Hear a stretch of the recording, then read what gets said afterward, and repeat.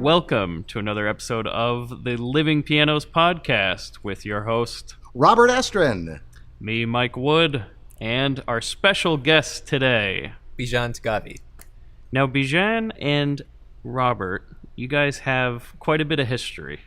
We go back a long way. Way How back. many years was it? Oh, my God. All I know is you were a little kid. When maybe 2009? Something like that. Or maybe, might be longer ago than that. For all of you out there who are wondering what we're talking about here, Bijan studied piano with me from the time he was a young child. He had studied for about a year before that formally, or I don't know, you started when Longer you were than that. ungodly young, right? Well, I started when I was 3.5, and I was inspired by Elton John actually. But I studied formally, I guess, at the Yamaha School of Music, where after 4 years I graduated. Then you took me under your wing, so I guess that's when I was 7 or 8 then. So There we go. That must be earlier, 2006. And just a flash forward so everybody knows what this show is going to be about a little bit. Bijan is now at the Manhattan School of Music on scholarship in jazz studies. And when he last left here, he was delving into jazz in a big way, had been playing concertos with symphony orchestras, winning competitions, and then he went to the dark side. No, just kidding about that. Actually, very cool stuff that Bijan is up to. So now I'm going to turn it over to Mike to give us some direction here. So I have a few questions here for our guest. What was it about piano? Was it something particularly that made you want to study that instrument over anything else? You mean when I first? Yeah. Well, it was just Elton John and his whole persona and showmanship, just the way he turned the piano into a vehicle of expression that I guess inspired me at a young age. So for years you'd studied classical music with Bob, and then you transitioned into jazz. Right. So that was right after I actually played the Grieg Concerto with the South Coast Symphony Orchestra. So I guess that was the summer of my sophomore year before my junior year in high school. Yeah. Then I remember it was a Prodigy concert at our friend Dan Delaney's. He had a Prodigy series, and I remember he always mentioned his piano is great for jazz, quote unquote. I thought, I was crazy, and I thought I'd try some jazz. We did that, and then from then on, with also the guidance, of course, of yourself, Robert, and my guitar instructor, also Brett Eklund, as well as a prior engagement I had done with a Grammy artist, Latin jazz flutist Nestor Torres, a couple months before that. The culmination of those things kind of got me into jazz, and then from then on I kind of took off, and now I'm studying jazz. Interesting thing, though, about you that was very different from other students was that you would come into lessons and you would cop blues that you heard and rock and all different styles. And I saw that you had a real affinity for this, which is why I encouraged you. And I remember early on telling you, you should really pursue jazz. You should get into jazz. And you said, oh, I already know jazz. Yeah, I was a little over the top You with didn't that. really know what jazz was, because you did some blues. So you thought, oh, yeah, I got that jazz thing down. And I said, well, no, there's a lot more to it. And because, okay, going back, I'll tell you the pivotal moment that I knew something was up. With all my students early on, I teach not only how to memorize music and how to sight read music, but how to improvise music. And one of the ways I do this, the very, very beginning, I will just do some very, very simple comping with very young students. Maybe I'll just play something with black keys and let them play a solo with just black keys, because it's hard to hit a wrong one. And then have them comp and I solo.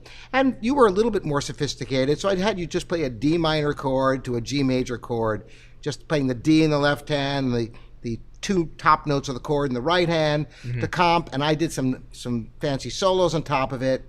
And then we reversed, and I did the comping, and you did some creative solos, which is not highly unusual. But then I said, okay, now the hard part, and this is where usually everything falls apart. I said, now I just want you to play in the left hand this D minor chord and the G major chord, just in the inversion, so it's a simple, but the hardest part is keeping it steady.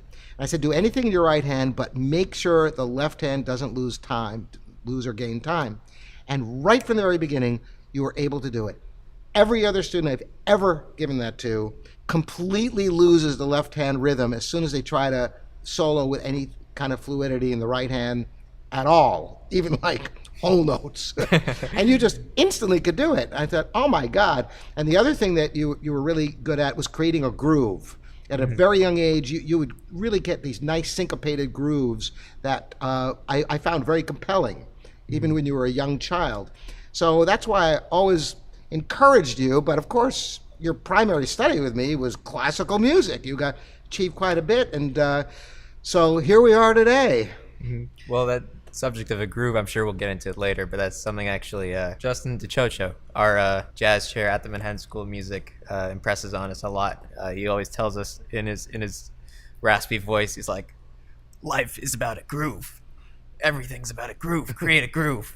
So, we always try to get that. And again, we'll probably get into this later, but with jazz, there's no real mistakes, quote unquote. But the one thing you do have to do is keep the time steady and keep the rhythm grooving, because otherwise if the groove is off, then the audience will notice something. But if you keep the groove on and you flub a couple notes here and there, you know what? This transcends jazz. Of course, with classical, there may be some people out there who know every note of the score, but 98% of the audience, if you just keep the rhythm going, will not notice if you have a memory slip or some unfortunate occurrence. Right. It's so important to keep things going. So that's a universal thought. Mm-hmm. Well, as far as classical versus jazz, what are the major hurdles you encountered when switching from classical to jazz? Well, I guess to start with, I'll kind of on an opposite note. Something that definitely helped a lot was having the classical foundation. Just musically and technically, having that base was, I can't imagine going ahead with jazz without that. But as far as the hurdles, you said, I guess it varies depending on the person. One, because I was already kind of into the whole rock, pop, blues kind of thing. And plus with your guitar studies and also playing bass, I mean, obviously on guitar you weren't playing classical. Well, not obviously, but you weren't. There we go. But I mean, it was easier for me because of that to kind of let go and kind of experiment. But the hardest thing is probably that for most is just being able to let go and just improvise, because with classical music everything is there for you. Yeah, so I'd say that's probably the biggest thing. There are a bunch of other things that are not coming to mind right now, but Now, is it difficult for you at first to start improvising, or did it start to come naturally? Because I can imagine if you're playing a style of music for a long time that doesn't have any improvisation in it, naturally, classical music, going to something that's very, very heavy in improvisation, I can imagine could be a challenge. yeah, I mean, it was certainly a challenge. And then also not having any sort of jazz vocabulary, quote unquote, no bebop language, no real... First thing that you had to develop was an expanded harmonic vocabulary. Right. Because early on you were doing very simple triadic and maybe seventh chords, and that was about it. Right. And then once you started adding those augmented ninths and thirteenths, that was the beginning of adding spice to your music. Another difficult thing, for me at least, I'll say about switching from classical to jazz, was coming from prodigy, top of the world, doing all monumental things in the classical world, playing with symphony orchestras, playing works of Rachmaninoff and Beethoven sonatas, etc. Accompanying Metropolitan Opera singers. Oh yeah, I mean, all kinds of pretty impressive stuff. So coming from the top of the classical world and then suddenly being able to let go of the ego and start at the bottom again. That was probably the roughest thing at first, especially when, and I was playing a lot of concerts. We did living piano together. So, always having that kind of positive feedback. And then suddenly I could use more obscene language, but just god awful with jazz to begin with. That was definitely it took a lot of, self-strength, I guess, to persevere and go through the beginnings again and go through the struggles to get back to a respectable level, I guess.